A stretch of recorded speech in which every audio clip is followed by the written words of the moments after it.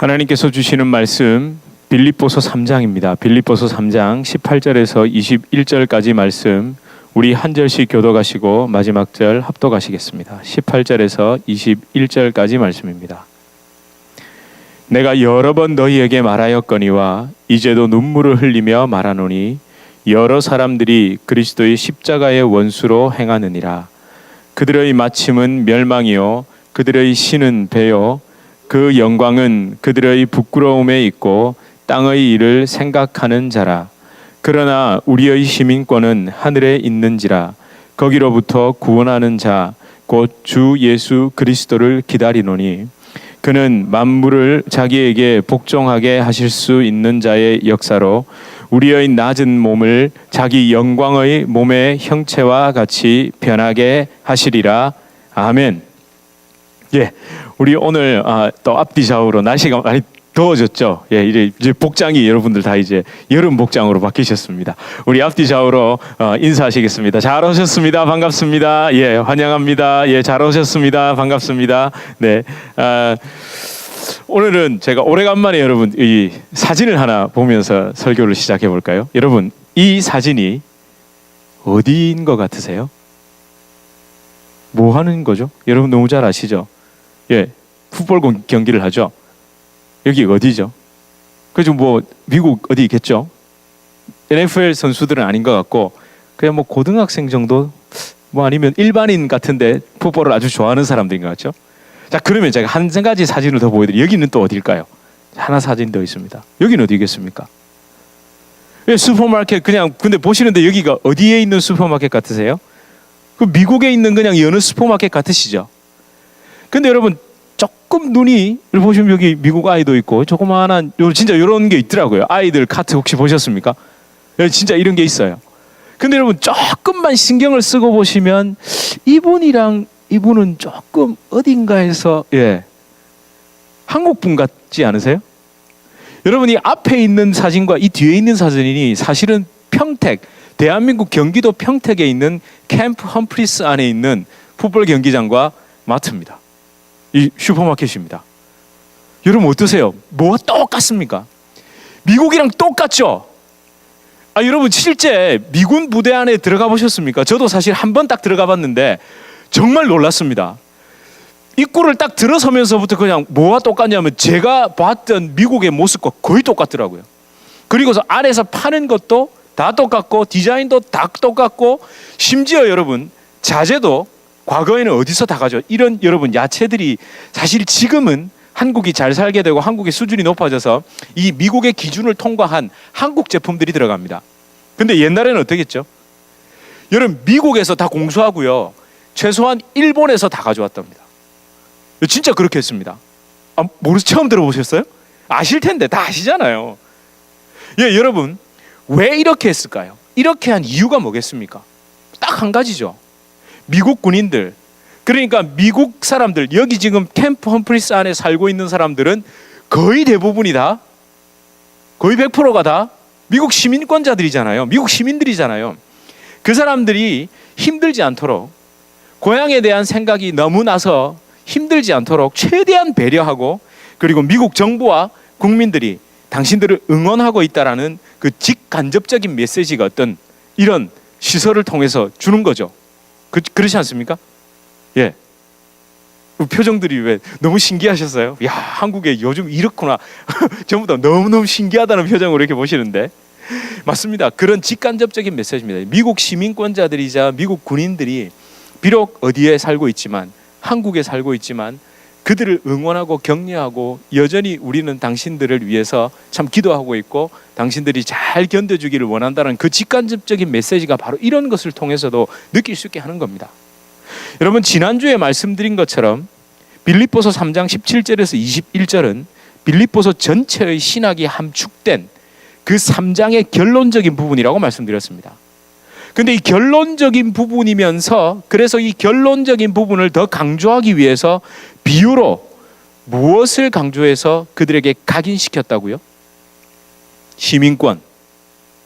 기억나세요? 제가 그걸 말씀드렸습니다. 예, 시민권을 통해서 그들이 로마 제국의 수도인 로마를 제외한 지역 중에서 로마 시민권을 가진 인구가 가장 많았던 빌립보에 거주하는 그 빌립보 성도들에게 시민권이라는 것을 딱 강조함으로 인해서 그들이 그렇지 하고 딱 잘 알아들을 수 있도록 하는 역할을 했다는 거죠. 여러분, 이 시민권이 있고 없고의 차이, 여러분들이 제일 잘 아시죠? 여러분들 제일 잘 아시잖아요. 아니세요? 너무 오래전에 시민권을 받으셔서 기억이 가물가물하신가요? 그럼 기억을 조금 더듬어 보십시오. 특별히 요즘이 아니라 과거 여러분들이 한국을 떠나올 당시와, 그래서 떠나오셔서 처음 영주권 시민권을 받으셨을 때 그 기분, 저는 좀 그게 아직 좀 생생한데요. 예, 아직 저는 시민권은 아니지만, 예. 여러분, 그때 70년대 80년대 당시에 대한민국 여러분 국민이셨을 때와, 그리고 우여곡절 끝에 여러분이 시민권을, 영주권을 받으시고 시민권을 받으셨을 때 그 마음을 한번 더듬어 보십시오. 아마 제 생각에 이런 상상을 해봤습니다. 빌립보서를 생각보다 좀 길잖아요. 그래서 모여가지고 읽다 보면 어떤 사람들이 발생했을까요? 뭐 꼬북꼬북 조는 사람도 없지, 뭐 있었겠죠? 전혀 없었을까요? 있었겠죠. 근데 여러분 쭉 하다가 갑자기 시민권 이러는 순간 어땠을까요? 시민권 나도 있다고. 안 그랬겠습니까? 시민권 막 오매불망. 여러분이 미국 시민권을 따야겠다라는 그 갈망보다 로마 제국에 살던 사람들이 로마 시민권은요, 비교할 수가 없는 겁니다. 왜냐하면요, 최소한 그래도 미국은 인권적인 나라라서 비자를 갖고 있거나 영주권을 갖고 있는 사람도 그래도 인격으로는 대해줬잖아요. 과거 로마 제국은요, 시민권 없는 사람은 거의 그냥 짐승입니다. 짐승. 말하는 짐승들 있잖아요. 이 피정복 국가, 이 사람들은 그냥 우리가 상상할 수 없는 대우를 받았다고. 그러다가 여러분, 시민권을 받은 그들에게 이 시민권이라는 말이 들렸을 때 진짜 눈이 번쩍 뜨였을 겁니다. 눈이 번쩍. 제가 아주 어릴 때 저희 가족들이 미국에서 들어오셨을 때 80년대 있잖아요, 초에. 제가 아직 오늘 이 말씀을 준비하다 그 기억이 갑자기 떠오르더라고요. 제가 저희 삼촌 여권을 보고 싶어가지고, 왜냐면 어디서 들은 게 있어가지고, 미국 시민들이 들어올 때는 김포공항 들어올 때 줄이 다르다고, 막 그런 게 막 대단하게 느껴져서 삼촌한테 여권 한번 보여달라는 그 말을 했던 기억이 나요. 그러면서 그 왜 남색 여권에 그 독수리 탁 있는 거 있잖아요. 그래서 무슨 얘기 들으시죠? 여기에서 태어난 아이들을 네 독수리 나왔다며, 이런 얘기 아세요? 저희 세대 때는 미국에서 유학하다가 아이를 낳잖아요. 그러면 드디어 독수리를 낳았다. 이게 무슨 의미냐면 여권에 독수리가 딱 박혀 있잖아요. 미국 그 상징. 뭐 그런 얘기들도 했습니다. 그게 생각이 나더라고요. 그런 순진한 질문을 했던 기억이 생각이 났습니다. 여러분, 이 당시, 그러니까 사도 바울 당시에도 로마 시민권 취득하는 것은 굉장히 어려웠습니다. 그러나 크게 취득하는 방법이 두 가지로 나뉩니다. 첫 번째는 부모로부터 물려받은 경우, 두 번째는 뭘까요? 후천적으로 받은 경우. 그러니까 첫 번째는 선천적, 두 번째는 후천적인데, 이 후천적으로 시민권을 받는 경우는 미국과 비슷합니다. 기본적인 큰 틀요. 제가 이거 세무화할 수는 없습니다. 제가 역사 전문가도 아니고 이민법 전문가도 아니라서. 그런데 여러분, 크게 세 가지인데, 첫 번째가 돈 주고 사는 경우입니다. 돈 주고 사는 경우. 그러니까 근데 이 돈 주고 사는 경우는 권리에 제한이 있습니다. 시민권은 있지만 로마 시민으로서의 권리에 제한이 있습니다. 두 번째가 뭘까요? 로마 제국에 공을 세운 경우, 어떤 공을 세웠을 때 황제가 특별법으로 부여하는 경우가 있고요. 세 번째가 사실은 가장 많았습니다. 이 첫 번째와 세 번째, 바로 이 세 번째는 뭐냐면 군복무를 하는 경우입니다. 군복무. 사실은 로마 시민이 아니면 로마 군인이 될 수 없었지만 보조군 있죠. 보조적인 역할을 하는, 예를 들어 병참이든 뭐든 여러 가지 보조적인 역할을 하는 군인으로 참전할 수 있었습니다. 근데 여러분, 이 참전하고 난 다음에 군인이 되고 난 다음에 몇 년을 복무한 줄 아십니까? 저도 깜짝 놀랐습니다. 한 몇 년쯤 복무하면 시민권을 줄까요? 25년입니다. 25년. 청춘 다 바쳐야 됩니다. 청춘 다 바쳐야 됩니다. 당시 평균 수명으로 본다면 진짜 거의 이제 오늘 내일 하기 직전까지 군복무를 해야 주는 거죠. 여러분, 그 빌립보 교인들의 대다수가 사실은 4번 경우에 해당됐습니다. 그러니까 빌립보시의 이 발생 배경을 보고 빌립보 왜 제가 시작할 때 퇴역 군인들 중심으로 여기 빌립보시가 형성이 되어 있다고 말씀드렸잖아요. 이 빌립보시가 로마에서 얼마나 중요한 역할을 했는지 그리고 그 발생 배경을 보면 이유를 아실 겁니다. 한번 잠깐 지도 잠깐 보십시오. 예. 여러분 여기가 오늘날의 터키 지역이죠. 여기 터키 그리고 그리스인데 이탈리아 로마가 있죠. 자 여기에 빌립보가 요 위치에 있습니다. 여기 이스탄불 여기 있고요. 보스포러스 해협이 있고 그래서 이쪽은 아시아고 이쪽은 유럽이라고 말씀드렸죠. 그러면 여러분 이 빌립보시가 왜 중요하냐면 오늘날은 물론 이스탄불이 중요하지만 옛날에 이 비잔티움이 있었고 이 자리가 과거에도 물론 중요했습니다만 빌립보가 정말 중요했던 이유가 있습니다. 이 지도에는 나와 있지 않지만 해로 배가 이렇게 다닙니다. 그래서 이렇게 해서 고린도 해협을 지나서 로마로 가든지 아니면 대다수 여러분 이렇게 내려가면 과거에는 다 바람 따라가고 노져서 갔죠. 속도가 생각보다 빠르진 않습니다. 그러니까 상당히 돌아가는데도 시간이 걸리니까 로마가 뭘 했겠을까요? 로마가 여기서부터 이렇게 해안가를 따라서 빌립보를 지나 요대로 길을 뚫었습니다. 그게 그 유명한 이그나티아 대로 혹시 들어보셨습니까? 로마가 만든 모든 길은 로마로 통한다라는 그 대표적인 길이 그 이그나티아 대로고 여기서 이렇게 이그나티아 대로고 여기서 딱 건너면 여기가 오늘날의 브린디지라는 이태리 도시거든요. 여기서부터는 또 쫙 육로로 해서 로마까지 앞비아 대로를 뚫어놨습니다. 여러분 이게 만만한 게 아니라 그 옛날에 중앙 분리대까지 있고요. 마차 2대가 이렇게 왕복으로 지나갈 수 있다니까요. 좀 놀라셔야 되는데 지금으로부터 약 2200년 전에 만든 도로인데 그걸 돌로 다 깔아가지고 지금도 흔적이 있습니다. 그래서 마차가 여러분 왕복으로 다닌다니까요. 좀 놀라셔야 되는데 저는 왜 놀라냐면 실제로 봤거든요. 앞비아 가도는 제가 봤습니다. 실제로 로마에 가면 이 돌로 이렇게 다 만들어 놨습니다. 지금 여러분 생각에는 저런 데로 다니면 덜그럭거려서 어떻게 다니지? 지금 말고요. 2200년 전으로 생각하시면 그건 진짜 오늘날의 턴파이크입니다. 고속도로입니다. 고속도로. 그래서 여러분 빌립보가 이 해상로와 육로가 만나는 가장 중요한 곳이었고 그렇다면 뭐의 요충지였겠습니까? 군사적 요충지였습니다. 그래서 여러분 여기가 또 왜 중요하냐면 그 블루투스 아시죠? 블루투스 말고 블루투스. 시저가 암살당하잖아요. 블루투스에게. 블루투스 너무하죠. 그래서 그 블루투스가 정권을 잡으려고 했지만 누가? 옥타비아누스가 전쟁을 해서 승리를 하죠. 바로 여기서 승리합니다. 빌립보에서. 그래서 브루투스가 여기서 자살합니다. 바로 이곳입니다. 빌립보에서 일전을 치러가지고 옥타비아누스가 승리를 하고 명실상부 아우구스투스 존엄자라는 칭호를 받은 초대 황제가 되죠. 예, 그 역사 속에서 그 황제가 되고 난 이후에 자기는 로마로 돌아가서 황제가 되고 자기와 함께 전장을 누볐던 그 군인들의 대부분을 여기에 정착시킵니다. 시민권을 줘서. 여러분 이러면 두 마리 토끼 잡는 거죠. 첫째 어떤 토끼를 잡을 수 있습니까? 유사시에 즉 아시아나 어떤 주변에서 침공을 해왔을 때 제일 처음 첫 번째 방어할 수 있는 황제의 충성스러운 부하들이 어디에? 여기에 딱 주둔하고 있는 겁니다. 첫 번째 막아주면 여기를 건너서 이제 본대가 가겠죠. 그 시간을 벌어줄 수 있었고 두 번째는 여러분 충성된 사람이 반역을 하면 무섭다는 거 아시죠? 예.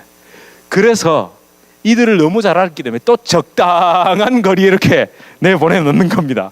이 두 마리 토끼를 다 잡은 겁니다. 이 빌립보의 그 많은 퇴역 군인들과 그들을 거기에 주둔시켰고 거기에서 땅까지 다 하사해서 살도록 했습니다.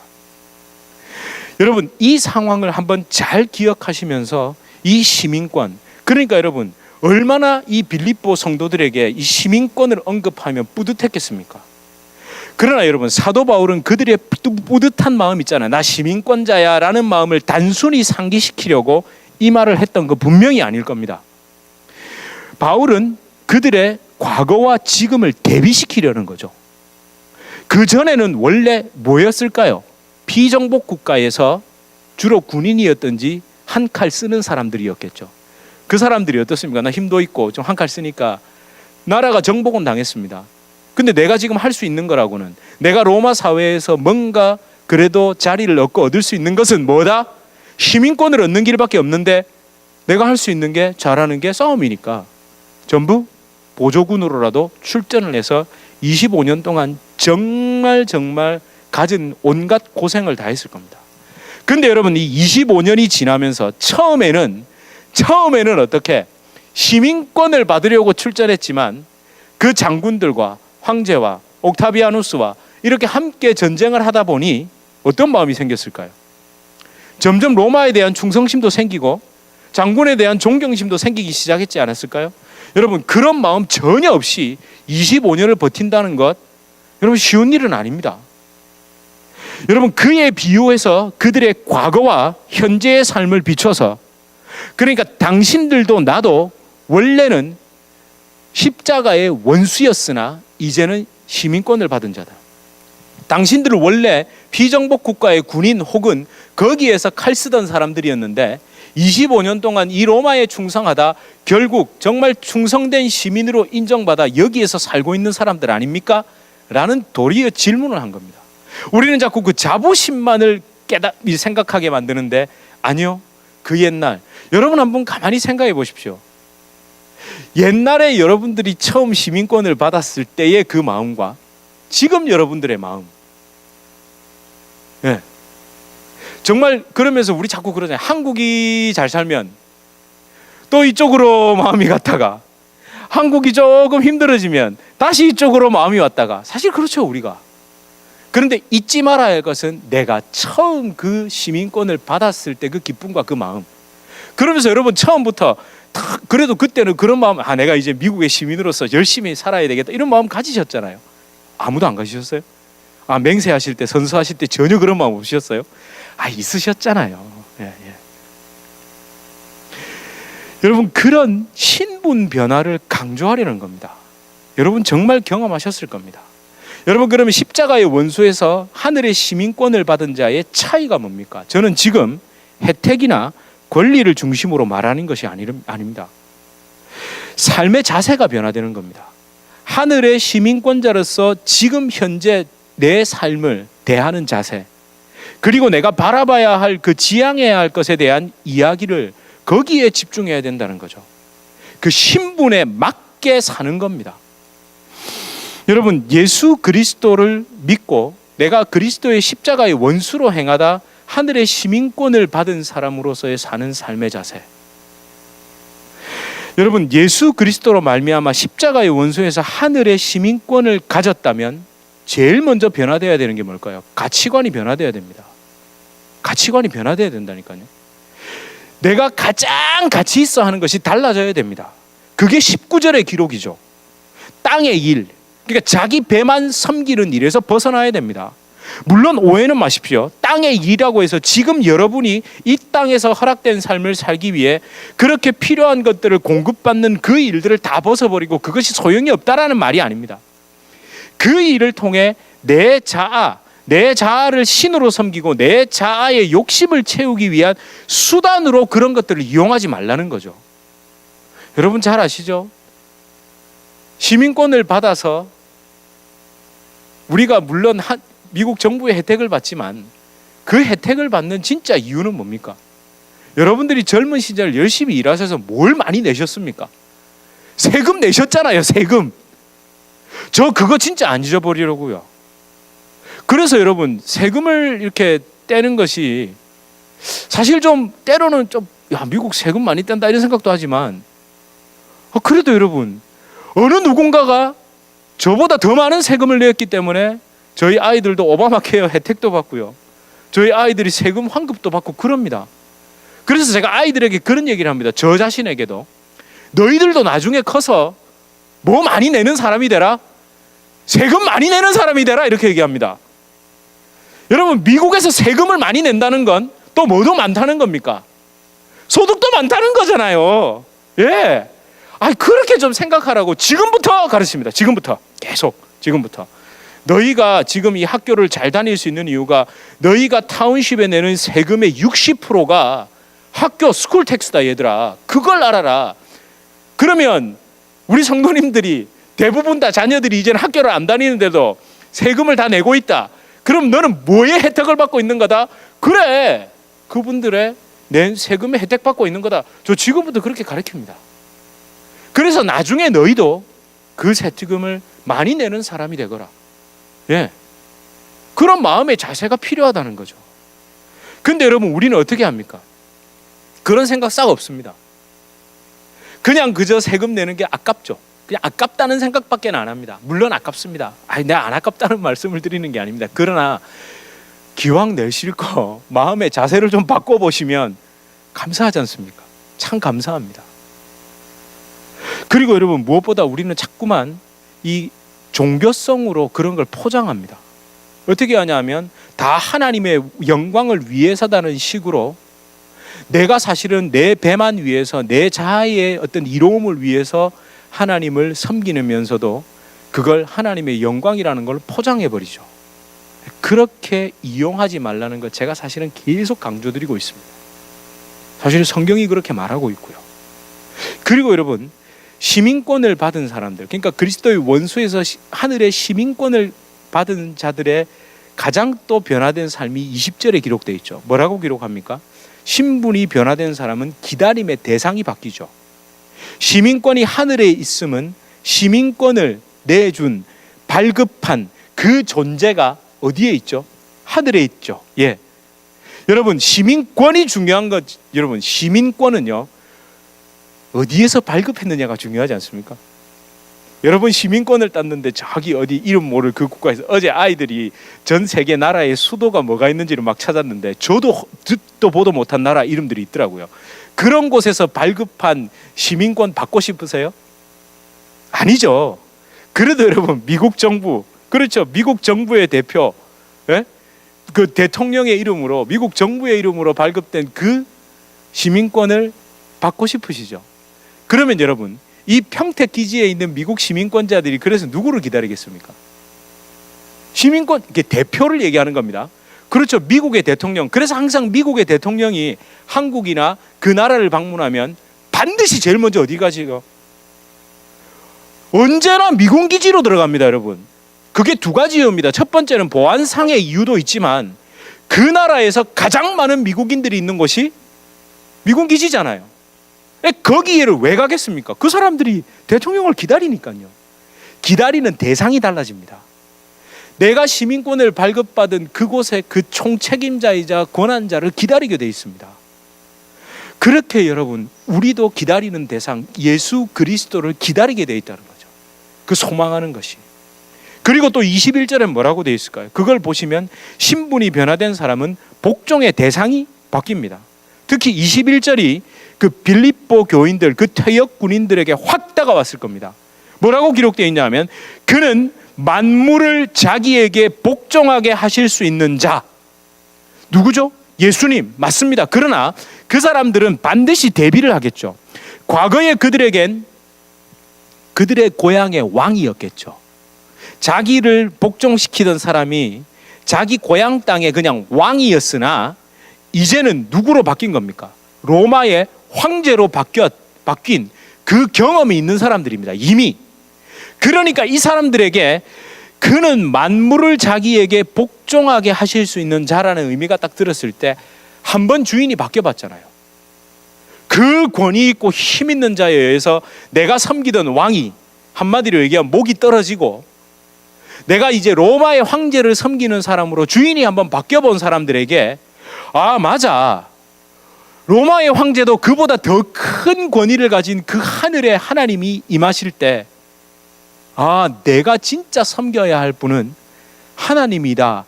내 주인은 사실 하늘에 있는 그 하나님이다라는 것이 더 확 다가왔을 겁니다.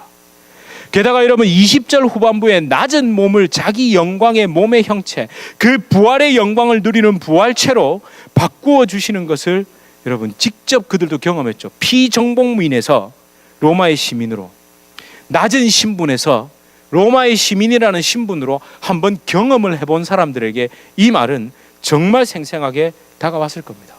그러면 여러분 이제 복종이 아니라 어떻게 되겠습니까? 순종하게 되는 거죠. 한번 경험해봤기 때문에. 여러분, 지금까지 빌립보서를 읽고 듣고 있는 빌립보 교인들은 자신의 경험에 비추어서 비유적으로 머릿속에 그림을 그려갔을 겁니다. 하지만 진짜 마음에 새기고 있어야 할 것, 마음에 새기며 듣는 내용이 무엇이어야 할까요? 여러분, 절대 이걸 가지고 표면적으로 생각하시면 안 됩니다. 그러니까 겉으로 그래 맞아, 나 이제 로마 시민이지, 뭐 과거엔 조그만 나라 변방에서 뭐 칼 꽤나 썼는데 로마 군인으로서 열심히 싸워가지고 시민권도 얻고 뭐 땅도 화사받고 그래도 이 빌립보에서 떵떵거리며 잘 살고 있지. 그렇게 로마 황제에게 충성하듯이 이제 남은 생에는 예수님 믿고 예수님에게 충성하는 삶을 살아야지, 이렇게 생각하고 다짐했다 정도로 여겨지세요? 아닙니다.